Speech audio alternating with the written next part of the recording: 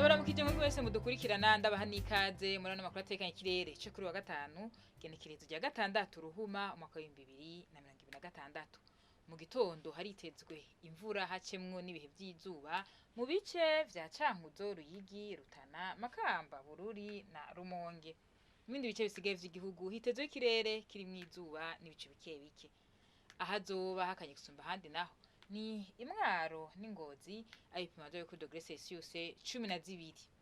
Ku muhingamo naho hitezwe imvura mu gihugu cyose. Naho hazoba hashushe gusumba handi akaba ari mu Cibitoke ayipima vyo kuri degrees Celsius 29.